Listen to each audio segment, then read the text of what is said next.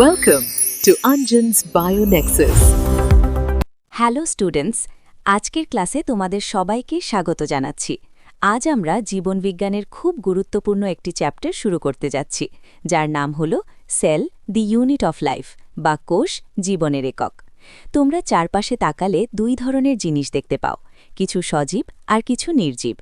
এই যে সজীব বা লিভিং অর্গানিজমস, এদের প্রধান বৈশিষ্ট্যই হল সেল বা কোষ। কোষ না থাকলে প্রাণের অস্তিত্ব সম্ভব নয়।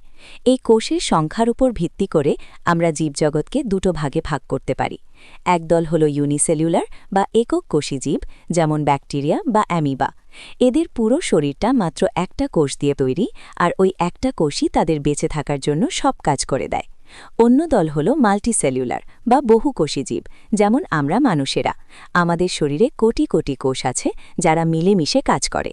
এখন প্রশ্ন আসতে পারে, কেন আমরা সেলকে জীবনের একক বলছি? মনে রাখবে, একটা সম্পূর্ণ কোষের চেয়ে কম কিছু কিন্তু স্বাধীনভাবে বেঁচে থাকতে পারে না। তাই যে কোনো জীবের স্বাধীন অস্তিত্ব বজায় রাখার জন্য এবং জীবনের সমস্ত প্রয়োজনীয় কাজগুলো সম্পন্ন করার জন্য অন্তত একটি কোষ থাকা আবশ্যিক। এই কারণেই সেলকে আমরা জীবনের স্ট্রাকচারাল বা গঠনগত এবং ফাংশনাল বা কার্যকারী একক বলি। পরীক্ষায় এই সংজ্ঞাটি প্রায় 2 নম্বরের জন্য আসে, তাই এটি খুব ভালো করে মনে রাখবে। চলো এবার আমরা সায়েন্টিস্টস কর্নার বা বিজ্ঞানীদের কর্নারে নজর দিই। এখান থেকে এমসিকিউ প্রশ্ন আসার সম্ভাবনা খুব বেশি থাকে। প্রথমেই নাম আসে রবার্ট হুকের। তিনি প্রথম মৃত কর্কের টুকরোতে কোষ আবিষ্কার করেন। এর বেশ কিছুকাল পরে বিজ্ঞানী অ্যান্টন ভ্যান লিউয়েনহুক প্রথম সজীব বা লিভিং সেল পর্যবেক্ষণ করেন। 1831 সালে বিজ্ঞানী রবার্ট ব্রাউন কোষের ভেতরে থাকা নিউক্লিয়াস আবিষ্কার করেন। এরপর 1950-এর দশকে যখন ইলেকট্রন মাইক্রোস্কোপ আবিষ্কার হল, তখন আমরা কোষের ভেতরে থাকা রাইবোজোম বা সেল মেমব্রেনের মতো অতি ক্ষুদ্র অংশগুলোর ডিটেলস জানতে পারলাম। আমাদের এই স্লাইডের ডান দিকে একটা ছোট টেবিল আছে, যেখানে কোষের বিভিন্ন আকার ও আয়তন দেওয়া আছে। এগুলো তোমাদের শর্ট কোয়েশ্চেনের জন্য খুব জরুরি। যেমন ট্রাকাইট কোষগুলো লম্বাটে হয়, আবার মেসোফিল কোষগুলো গোল বা ডিম্বাকৃতি হয়। সাধারণ ইউক্যারিওটিক কোষের আকার 10 থেকে 20 মাইক্রোমিটার হয়, যেখানে প্রোক্যারিওটিক কোষগুলো অনেক ছোট, মাত্র 1 থেকে 2 মাইক্রোমিটারের মতো।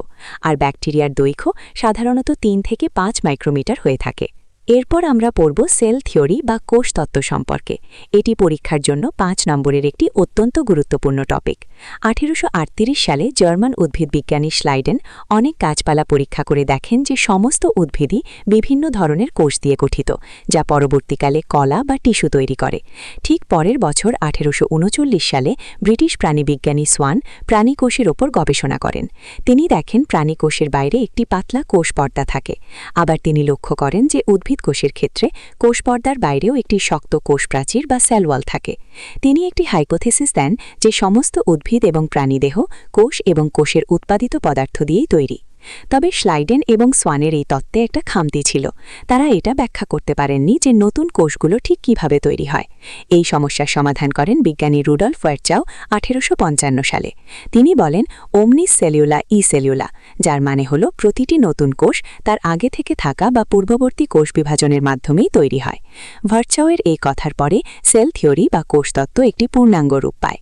তাহলে আজকের ক্লাসে আমরা শিখলাম কোষ কি, কেন একে জীবনের একক বলা হয়, কোষের বিভিন্ন আবিষ্কারের ইতিহাস এবং সবশেষে অত্যন্ত গুরুত্বপূর্ণ কোষতত্ত্ব। আশা করি তোমরা পয়েন্টগুলো বুঝতে পেরেছ। ভিডিও যদি ভালো লাগে তবে সাবস্ক্রাইব করো অঞ্জন বায়োনেক্সেস।